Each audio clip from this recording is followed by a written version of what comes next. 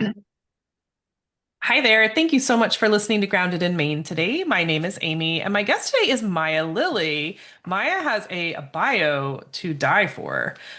So currently working on the Years project. This is your current one, right? The Years Yes, I'm project. on a staff position. Okay.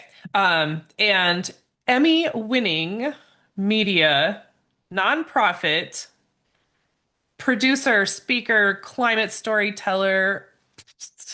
The list is crazy pants. She sent me a list of things that she's been working on, and I was like, so I mean, I asked Maya, first of all, thank you so much for being here. Let me just shut up for a second.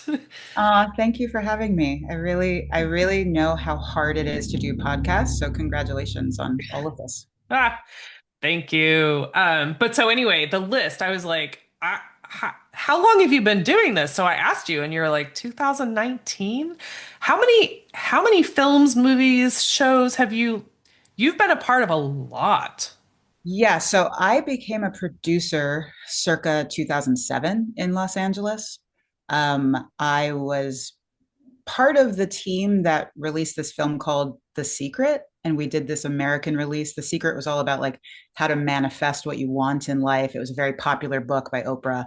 And so I kind of got into the conscious cinema circles in LA. And I was always looking for a climate or an environmental angle in Hollywood because I had actually done my undergraduate degree in environmental studies.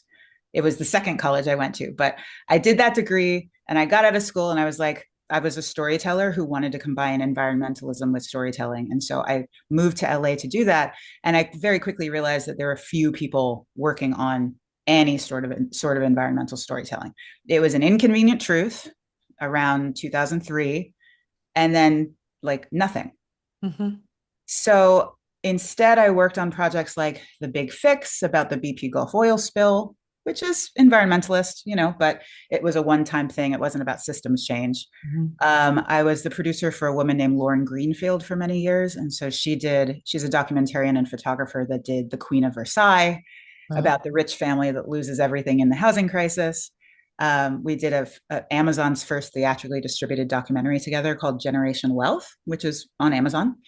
And it's looking at how wealth has shifted our moral compass around the world. I did TV shows, docuseries with Black Lives Matter, following like people protesting the prison incarceration system. I worked with a lot of undocumented immigrants on telling their stories. Mm. But I always wanted to get back to my roots with environmentalism and climate. And so I saw the show Years of Living Dangerously in 2015. I didn't work on the show, but I was like, oh my God, finally.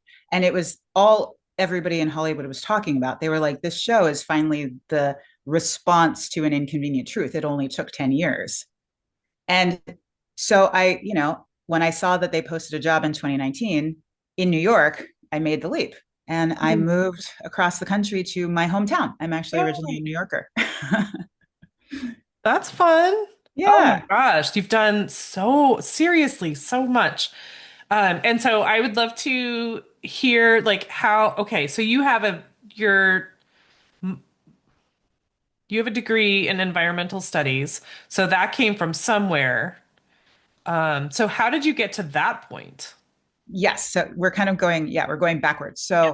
So I was a theater kid. I went to all art schools. My mom was a drama teacher. The trajectory that you go on as an art school kid is you audition for Juilliard. I didn't think I was going to get in. I got in. I started a conservatory program at Juilliard as an actor, and I had already been vegetarian for about 3 years. I went vegetarian at 15. And the reason I went vegetarian was because I had found out about McDonald's. I had kind of found out about factory farming.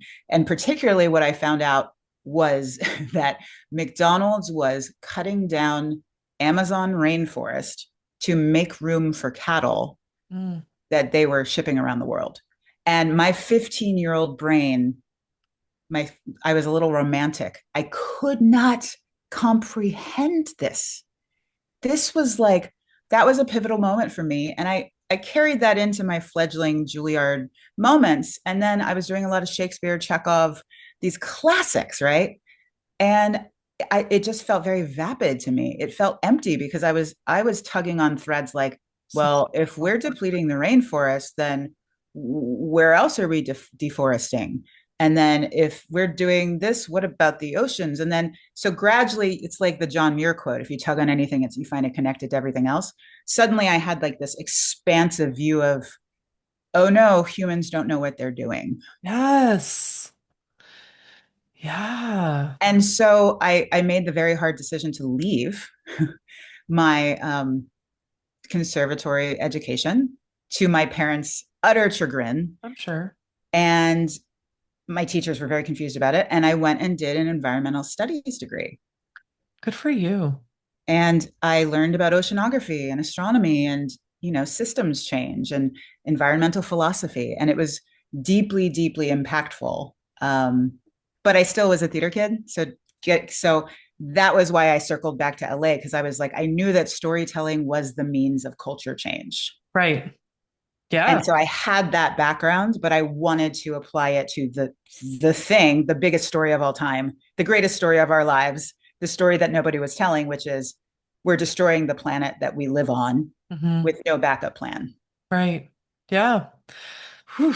I mean, I've talked a lot on the podcast about, just the fact that so my full-time job is in healthcare and, I have all these thoughts while I'm working and talking to people that are like scheduling appointments every other week and whatever. I'm like, this is like it feels so um it all feels very connected. These people are in their like 70s and around World War II and everything was, things became so convenient with plastic and processed foods and stuff like that and cigarettes and alcohol and all the stuff.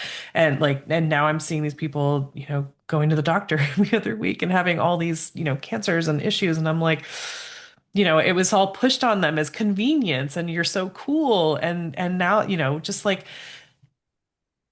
I feel like there's so there's so much greenwashing, brainwashing, like that people are saying this is good for you or this is good for the planet or this is so helpful or whatever.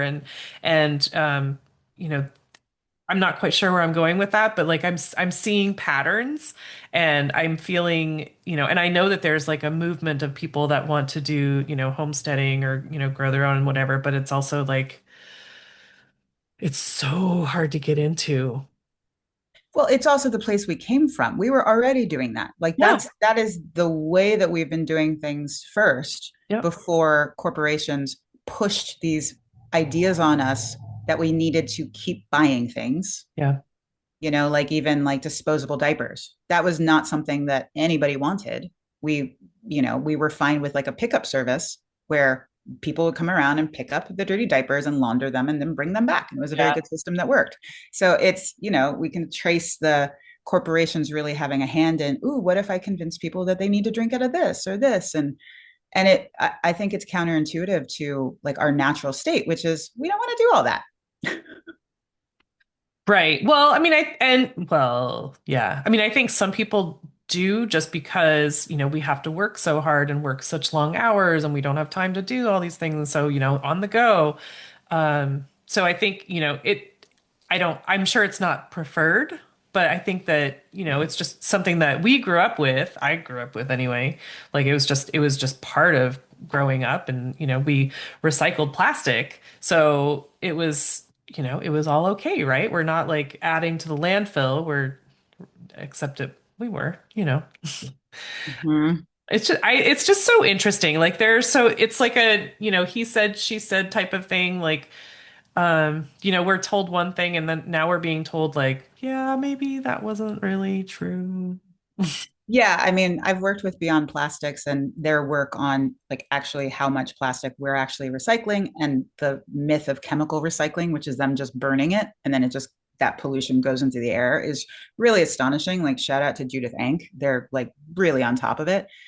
I think, what I'm proud of in the work that the Years Project has done is we've really alongside the climate movement and particularly climate justice leaders, we've really tried to figure out what are the leverage points Mm, that we can do that have the most impact, both as individuals, but as a society as well. And how can we help with the campaigns that are already going so that people don't all have to feel like they have to start from scratch or that they're siloed, you know?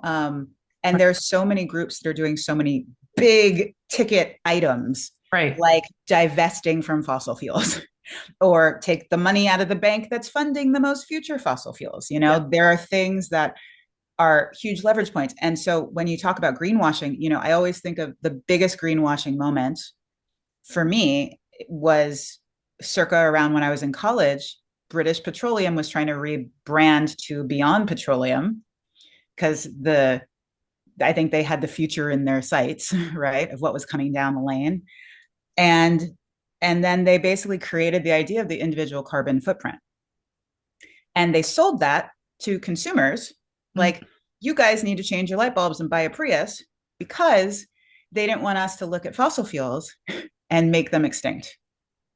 So what I love that we do at the Years Project is we are really aligned with campaigns with our storytelling that just like the climate movement has switched from individual footprint more to what can we change that can do the most in the shortest amount of time, because like the climate crisis is urgent. This is an urgent, fast-paced situation. We Yeah. don't have time for everybody to level up.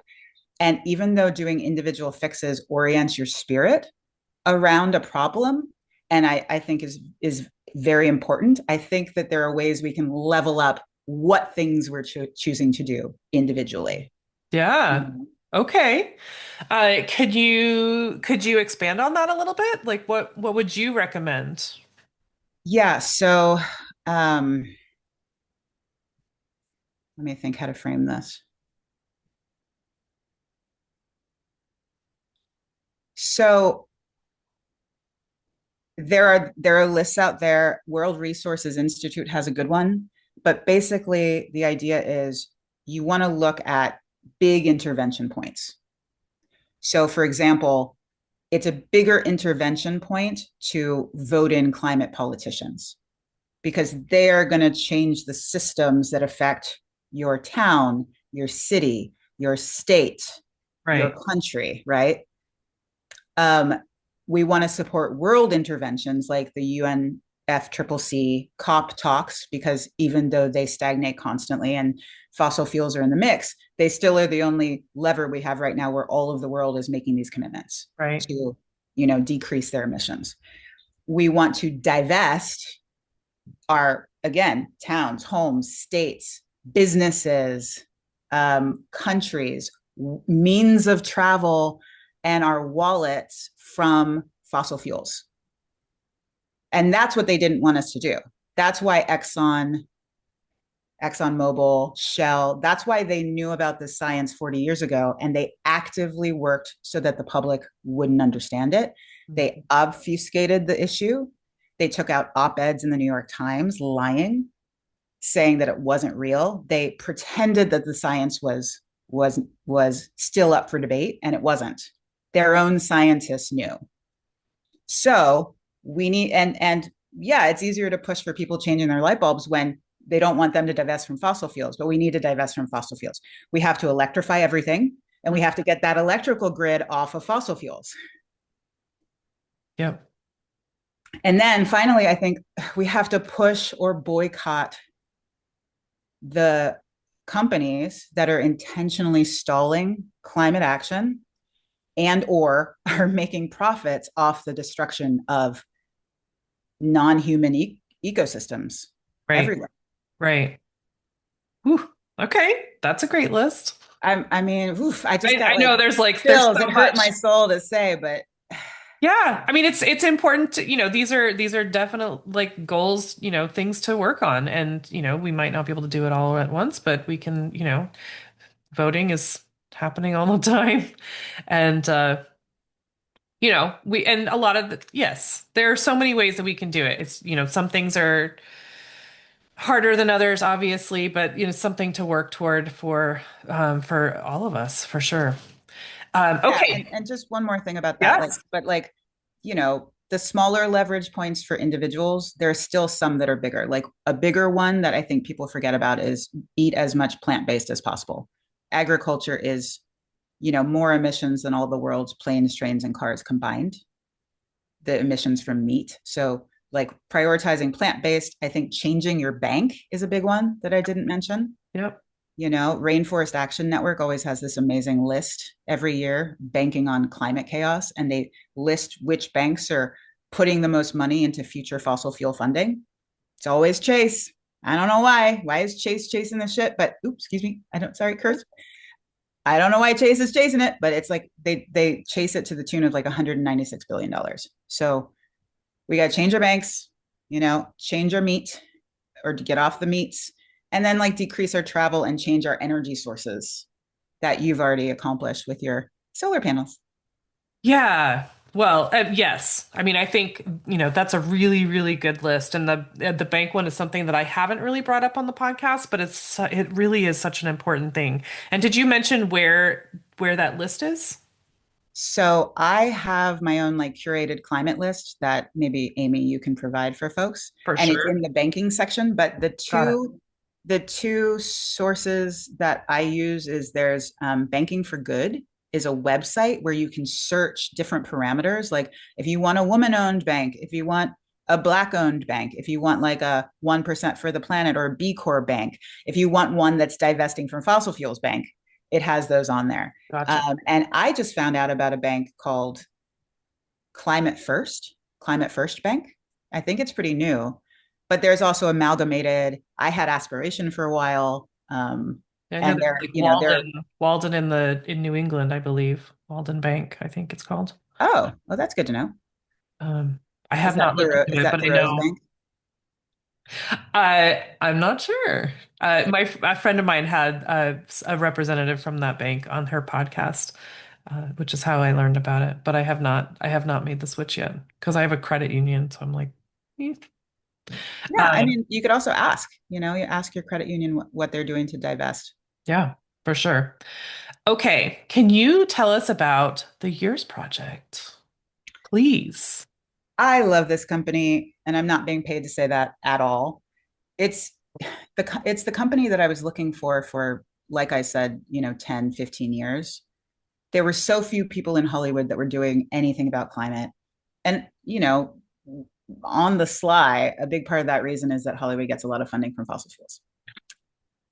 So, Hollywood is a business. Um, they also are a business that don't like to tell people to change. They want to entertain, right? Right. And Whatever it takes to keep as the lights on. exactly. So as good as an inconvenient truth was, it was also like we got to make this big shift, which I think Hollywood has, historically been a little leery of, with exceptions like Participant Media or the Redford Center, Robert Redford's amazing org, or like Hollywood Climate Summit, which I'm a part of. Um, and what I like about the team that I'm working with right now, and I think is really important, is a few things. So filming a docu-series for TV about something as amazing as climate can take probably no less than 6 months. Some often it'll take more like a year, right? Filming a documentary like Generation Wealth can take 2, 3, 6 years. So I was just at Climate Week. I had a conversation with a Oscar-winning documentarian that I deeply respect, and I was talking to him about his latest doc on microplastics causing infertility. And I said, "How long have you been working on it?" And he said, 6 years. And I love that for him. I'm sure it's going to be good. But if we do that in the climate movement, we have lost time to stay below 1.5 degrees Celsius, which we just must, because each degree we go up is worse and worse impacts. Yeah, Impacts like losing entire ice sheets right. or shutting down the AMOC, which is the circulatory system in the Atlantic. So it's not small impacts. And so 6 years is like a lifetime in the climate space. So what my team is doing is we were like, okay, we need to hack that algorithm. Most people are getting their news off of social media. We did a TV show. We are getting as many views on social media as the TV show. So let's switch to shorter forms content Hmm. that can go to as many eyeballs And so that's why we have such a huge following. Like we have one of the biggest in the climate movement, but we're churning it out. And what that also does is it helps the groups that we work with on their campaigns. Yep. So if somebody's fighting a pipeline, that story's done in a year. And then what? A documentarian is going to come in 2 years later and be like, this was how they fought the pipeline. It's just unhelpful, you Yeah. know? So we are responding with the pace and scale of the urgency of the climate crisis. But also, this is one of my favorite things. So Hollywood does not like to license footage. There's, you know, if you are in a documentary, wow, I can't even say it. If you are in a documentary, you don't get access to that footage. You can't use it for fundraising. You can't use it for campaigns. You Oh, can't use wow. it to shut down a Formosa plastics plant that wants to triple the pollution in your neighborhood. You can't use it on your social media. They lock up that licensing. Wow. So that's another thing that we've done is we've hacked the algorithm of let's get it to the groups and gift the content to them for free. Use it. We're going to edit it for Right. you. Get it We'll make out. different Yeah. cuts of it for you, but get it out Yep. so we're not the experts. You guys are the experts. Take our Hollywood know-how and use it to ban vinyl chloride or to stop the deforestation of that place. Whatever you want, do it. Yeah. Um, and then again, it's like not reinventing the wheel. We're not creating like what do we think is the best thing? No, communities know. Local communities know what they need. Hmm. So we go to them and we're like, what do you need? Like, for example, the train derailed, caught fire and derailed in East Palestine, Ohio. The news, mainstream news, wasn't really talking about it yet. My team saw it on social media and we were like, what in the holy hell is this? And then they decided to blow up the train cars and there was that plume of smoke that went up and that was vinyl chloride. So we were like, I think we should film this. We should get over there and go on the ground. And so I went there like on a scout with just a DP. And I asked the community, what do you need? Like, what do you need? And they were like, we want scientists to come in and test because we think this is landing in our water. Right. We want Governor Mike DeWine to declare an emergency. So we have emergency funds because we're all kicked out of our homes. We can't go back. We want, that funding from FEMA opened up. And we want vinyl chloride placed on a list of banned chemicals because there's no reason this should be traveling by train. Yeah. We were like, okay, we can do that. So we made a piece that is using all of the journalistic standards. So, you know, making sure that we're fact checking. We have an intensive writer's room process. We are like capturing as best sound bites as we can.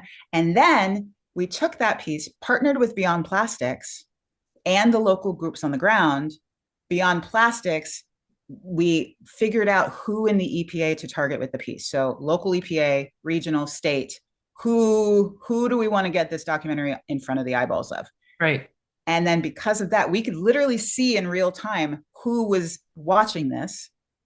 And then they put vinyl chloride on the list of chemicals to consider banning That's right. because of this, Right.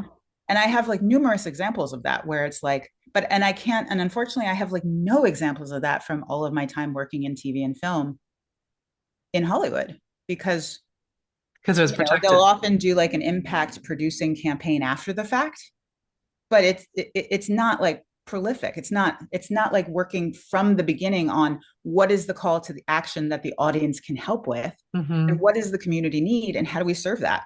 Usually it's very extractive. It's like fly in, fly out, particularly the news. It's like, give me all the bites, then I'm going to go and you don't get anything. Yeah. Oh, it's so true. You just get like the highlight reel, but no, tell me more. Like I want to know what's going on for sure. Yeah. So, that's our zone of genius, I would say.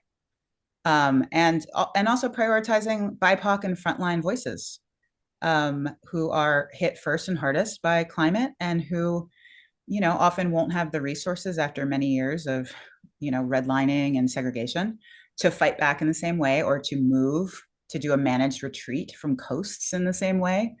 And so, that's been some of the most fulfilling work that I've done is working with grandmothers who are like, the queen of their community and like the boss lady. and nobody outside of their community knows them, but they're doing the They know deepest work everything. imaginable. Yeah. Yeah. Yeah. Yeah, I mean, yeah, they're like documenting on their own, like who's coming down with what and who's, who's been doing what. And they see everything. They see Yes. everything.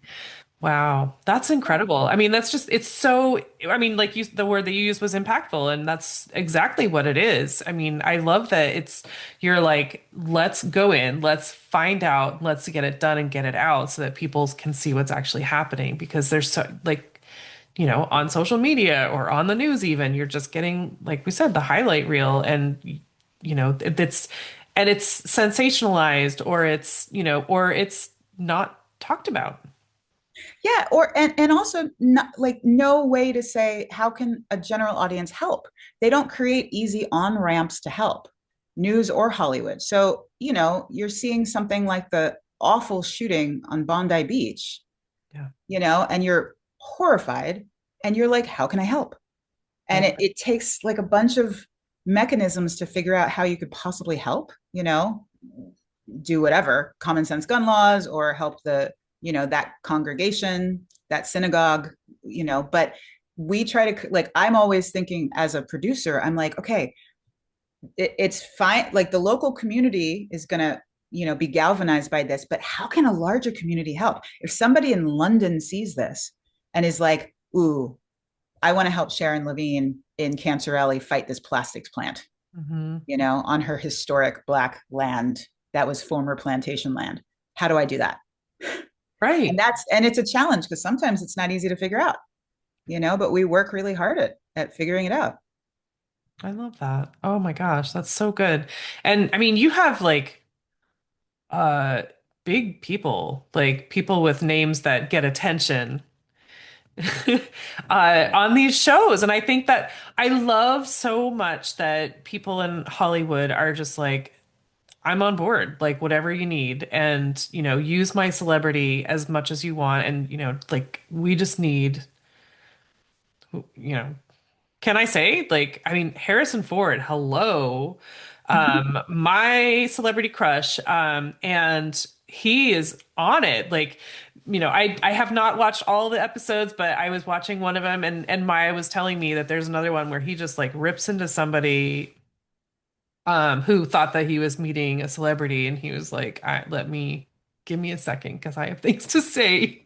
Yeah, yeah. So Years of Living Dangerously, the first three episodes, the story arc, we took Harrison Ford to Borneo to look into why forests were being depleted for palm oil, and orangutans can only live in these forests. It's like the only place in the world they can live. And so Harrison Ford falls in love with a baby orangutan, has a great sequence where he literally is looking at this orangutan and he just melts. And you melt because we all love Harrison Ford. And then we take him to meet the guy who's in charge of the forest, and you could tell the guy is so excited he's going to meet Harrison Ford, and then Not knowing he what's becomes coming. more and more crestfallen as Harrison is like, how dare you, sir? And it's just fantastic, and we did that with a bunch of people, like Olivia Munn and Matt Damon and Don Cheadle went to go talk to farmers about the drought, and David Letterman went to India, and I think there's an abundance of riches of celebrities who care, but also don't know how to help. Mhm. They want the biggest leverage point with their time. Right, They don't want to search around and then donate to something that is not making the biggest right, impact. So they right. want to be focused. And so, Hollywood Climate Summit is trying to help with that as well. It's like they get asked all the time, how do I help, from the Mindy Kalings and that type of people. And it's like they want to be in the mix to the highest level they can. And I think that's wise. Yeah. I think yes, I agree. I mean, I there it helps get the word out. Like people will watch for Don Cheadle or Harrison Ford or Olivia Munn. They're like, "Oh my gosh, look at what they're doing. This is amazing." Like, "Oh, wait, there's more. Like this is really real." And oh my gosh, like now that I'm paying attention, holy crap, what's happening here? Um Yeah, and it's a we need cheat to that get has them. long been used in Hollywood. That's great. I mean, I think that it should be. It should be because they have hearts too and they care. And like you were saying, it's just we don't know how to help and they're no different. So if they are offered the opportunity to do something that will really bring out the message, I'm sure they're like, sign me up. Yeah, totally. And traveling and making a difference, like, cool. Yes, please. Yeah, and we just started a new initiative called The Network, and we partnered with Adam McKay on it. Adam McKay is the director of like Ant-Man and Anchorman. He does comedies, but he's a huge climate activist, and he did that film Don't Look Up with Oh, Leo okay. DiCaprio. Yep. And and he had been like curating a list of celebs kind of parallel to ours. We also had this, group of high level, very influential folks with millions and millions of followers who care deeply about activating people around the climate crisis. And so we were like, why don't we partner up? And so we combined our lists. And so now we have this network that reaches out to like 750 million people. And we curate what actions we ask them to do, but we're looking at like the top ones that grassroots communities are asking for help on, that Mm, are people that are heavy hitters in the field who know what they need, so that the people with influence like the Mark Ruffalo's don't have to scrounge around to figure out, well, what group is doing something. It's like, no, here they are, go right. forth and hither. We don't have time for Yeah. any of this. It's so Yeah. fast. Totally. I mean, when there's a disaster or whatever, there are so many agencies and organizations that are like, give us money, we'll help the blah blah blah. And you're just like, how do we know what's really the best? And so, I mean, and people with money and celebrity, like they want to concentrate that as well. Like, tell me what's actually needed and where I can be helpful. That's a really good analogy, Amy. I like that. Well, thank you. Um, it's just larger scale of the rest of us, which I think I love that I I just love thinking, because we have this tendency to put celebrities up on this huge pedestal, but they're human beings with hearts and they want to make a difference just as much as us, and they have more leverage because of their celebrity, but they're just like us with celebrity. I mean, Yeah, I and they face more pushback than most of us for stuff. So it's actually pretty brave, yeah, especially in polarized environments like right now, where climate has been framed as a political issue when it's actually not. It's science, and that's been strategic. And so celebrities put themselves more out on a limb right. when they throw down for groups that need them. But Yeah, people need their help. of But course. I mean, I should also say that there's so many amazing micro influencers and creators on the ground that have also built their own following, that are a part of our ecosystem too. Yeah, for sure. Oh my gosh. I'm so I I'm gonna fall all over myself over this a little bit, and I apologize, but I'm like, when I was reading your bio, Maya, I was like, I saw you a little bit ago, and I was like, ooh, I'd love to talk to her, but she's a filmmaker, and I would probably look dumb and whatever. And so when I was approached, I was like, are you serious? Like, oh my gosh, this is so crazy. And I think I emailed you, and I was like, I was really nervous, and then you sent me this list, and I'm like, oh, why am I doing that? And then I promptly apologized. I was like, I'm so sorry. I didn't mean to overwhelm you. No, no, I, that's fine. I mean, it's good to know. I mean, I'm all my nights and weekends are free, are like, they're all packed now because I've got so much to look at. But I just like you are doing so much good work and you're so connected. And I think I'm so grateful for this opportunity to learn more about what you are doing and why you're doing it and who you're working with and like how we can be helpful.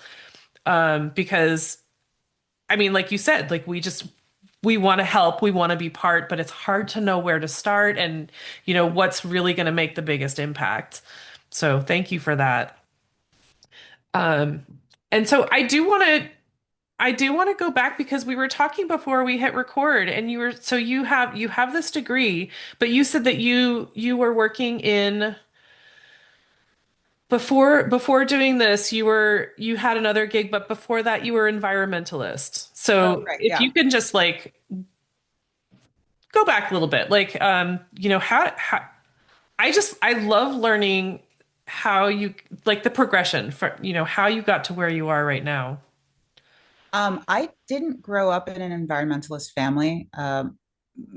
My parents are very liberal, and it's an interracial family at a time where it was not that long ago where miscegenation was outlawed. And so they're pretty rock star in that they're diehard liberals and fighting the good fight, saying we can love who we want in a society that didn't want that. So I did have a good start, but they weren't very aware of um, pollution issues, landfills, plastics, organics. And when you make the commitment to go vegetarian, like I did at 15, at the time there was no Whole Foods, there was no internet, there was no Google. So I literally had to figure it out kind of by talking to people that I respected. It helped that my bestie was veggie and plant-based, and then going to the library and doing it the old school way and researching. And so I think so my first entry into environmentalism was meat and animal rights. Hmm. It was the rights of the forests that were being cut down for cattle. It was the rights of animals to not be treated like, criminals in these like confined cages. Yeah. But then it took like all of that led one thing led to another. So when you find out about that, you find out about organic and pesticides and terminator seeds and what Monsanto was doing to lock up seeds from farmers who couldn't collect the seeds. Right. So that movement was happening in the 90s. The anti-corporation movements and like the WTO protests were huge in the 90s. So What's WTO? the Oh, World World Trade Trade Organization Organization. and like, Sorry. yeah, their hand in trade and corporations. So all of that was popping off and it all felt connected. And so I was an environmentalist and I'd heard about the warming, but just like everybody, we thought we had our grandchildren's timeline, right? I'm pretty sure even when James Hansen testified in like 19, I'm not going to remember the date. That's the one thing I can't do is remember dates. It was about 40 years ago, but when he testified in front of Congress, like he had a book that was basically like a lot of it was framed around your grandchildren, like our grandchildren's future. So we thought this thing was very far off. So we were looking much more locally. Right. We were looking at, okay, we have a deforestation problem, we have an ocean problem, we have a species extinction problem, because it's all wrapped around this idea that we have a humans first value system civilization Right. with an economy that doesn't take ecology into account at all. Yeah. So environmentalists environmentalism encompasses climate, but I don't think it's the other way around. So a lot of climate activists don't consider themselves environmentalists. But the reason I am is because if we stopped all the greenhouse gas emissions, today, we would still have a deforestation problem. Right. We would still have an animal agriculture monocropping problem, Right. right? We'd still have an ocean pollution problem. So, and we'd still have a species extinction problem, big time. Right. Yeah. It's because we'd still believe the Earth's intention was human consumption and that we were at the top of a chain of life when that's not how ecosystems work. Yeah. Gosh. I mean, how it's just so like it's hard to imagine. I mean, I say this a lot. Like I don't understand people that people's mindset where they're like everything is about me. I and not like, in a super selfish, but just like unaware, I guess. Not it's not like a selfish thing, but just like unaware that there's all this. And I've had, a few um podcast guests who have said things like, we are nature, like we are all Mhm. part of the same. And, but then there are people that are like, nope, it's just, I just need to, everything is just provided for me. Yeah, I mean, the way that I make peace with that, instead of thinking that people like that are, I don't like to think of them as naive or stupid or Yeah. psychopaths. Right. Instead, I just think maybe like some of us have a wider lens on. It's like the Mhm. filmmaker reference. Like maybe they just have, a close lens. It's myopic. They're just seeing a smaller picture. Whereas some of us, like me, we come in where we're like, we can just see the systems and the planet as a whole, Right. you know? Yeah. Like you're on a journey for like how to change bigger systems in your life because you probably have a wider lens as well. Yeah. Maybe. I mean, I think I want to, I like to think that. Yeah, I I mean, think you do. I think so. But I think I'm so grateful for your knowledge, for your wisdom, for everything that you've done, though. And so I do want to, I want to be mindful of your time, Maya. But so when I say the word sustainability to you, what does that mean? What I like about the word sustainability is it has sustain as the root. Hmm. And something sustainable is something that you can keep doing forever because it's causing no harm to others around you or other living beings. Hmm. You can sustain it for countless centuries and will be okay. And I'd say some things are more sustainable than others. But I love that sustainability is oriented around this idea of, many generations doing no harm. Right. This activity that we're doing is something that we're offering that's not harming anything, and I've always been influenced by deep ecology, which is, I'd love to get it back, kind of in current climate conversations because I've been influenced by it for 20 years. And it basically, it can be summed up as recognizing the inherent value of all beings. Deep But it ecology, has a is that what big you called it? deep ecology. Yeah, I studied it in undergrad and I loved it.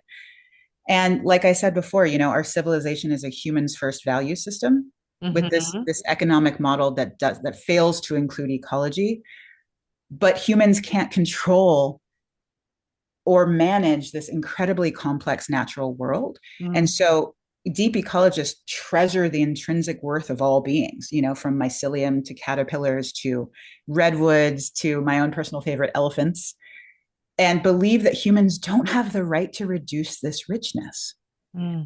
And it relates, they bring in a lot of elements of nonviolence. I'm Buddhist adjacent. And they bring it in because they believe that higher self-actualization, like when you move beyond the like tiny ego mind, me, when you do that, when we expand beyond that small ego, it becomes a reverence for all living things. Yeah. That's what happens when you're on the path. And I just feel like we need to act with expansive grace and humility, Hmm. um, towards the world, because right now we're acting like humans are not belonging to this place. We think we're beyond this place, like the Elons and the Peter Thiels. But humans are only a part of nature, and as such, I don't think that we cannot see our needs supersede ecological balance, and that's what's happening. Right. So sustainability to me is acting in a way where we're creating the equilibrium that we need to survive for countless generations. Gotcha. Ooh, that's beautiful. And so let's see.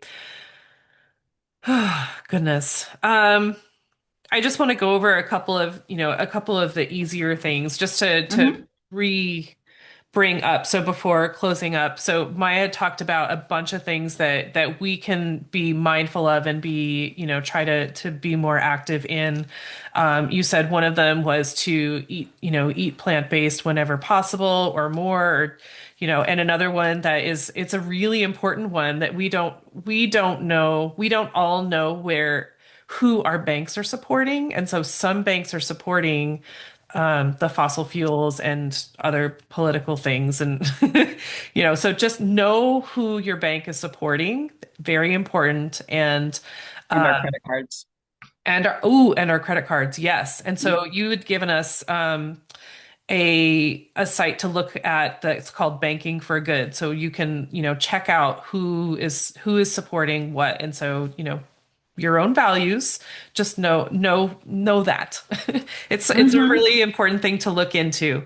And and also, vote with your dollars. I'll always, boycott companies that you do not respect what their values are. Um, voting, Yes. and voting for climate politicians, specifically. Yeah. Okay. And then, electrify as much as we can and you said, uh, let's see. You said electrifying, getting away from fossil fuels in general as much as possible, and even the electricity. So, because there are some that are like intertwined, right? Like I'm not that smart with that, but I know that like a Prius is like half and half, right? But in general, like electricity is also generated by fossil fuels, yes? Yes. Overwhelmingly, yes. Although, I mean, I love to tell people that if the startup price of getting your own solar panels, which is renewables, is too steep, there is something called community solar, which is solar panels that are not on your roof, that are at a centralized location that you can tap into, and it takes money off of your utility bill. And so that's offered all around the country. And I've filmed groups that have been fighting for community solar, and they're so appreciative of it when they get it. I have an episode coming out next week with that. Oh, perfect. Yeah, very Yay. exciting. Yes. And also I mean the thing that you were just talking about with deep ecology, like I think it doesn't sound like it's that big, but it's such a big deal.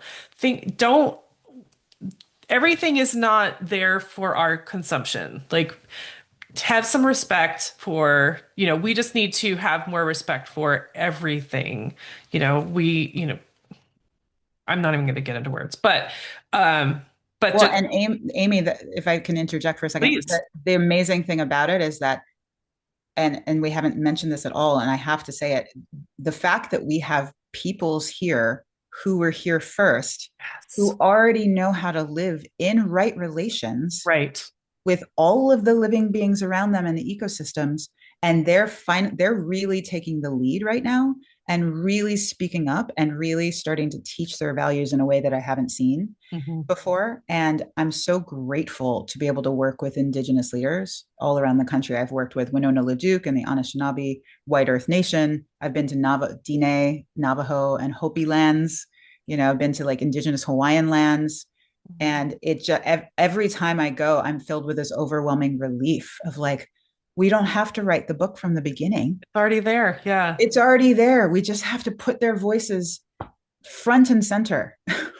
Absolutely. Absolutely.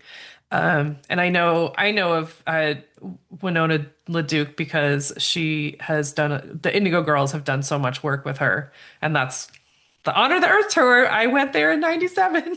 Oh, I love Um, that. That's great. but yeah, and so we just need more people that are amplifying the indigenous voices, and we need to pay attention to that because they already know, and they're trying to. They just they we need to amplify that.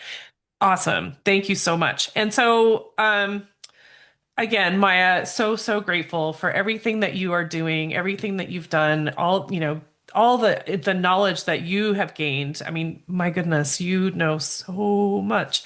Um, and for all that you've shared here, how can people find you, find the Years Project, learn more, and get involved in some way to, do make a difference? So you can follow the Years Project at Years of Living on basically all platforms. At Years of Living, I'm at Gung Ho Eco, and And Ho my is HOE. GUNGHOECO, Gung Ho Eco, Oh, like gung ho. She's so gung ho. that's so funny. I totally read that different. You know what? You're not the first person to tell me that. However, And it works. the problem is somebody has Maya Lilly as their handle and will not give it up. And so I had to come up with something else, and long story, but that was my second choice.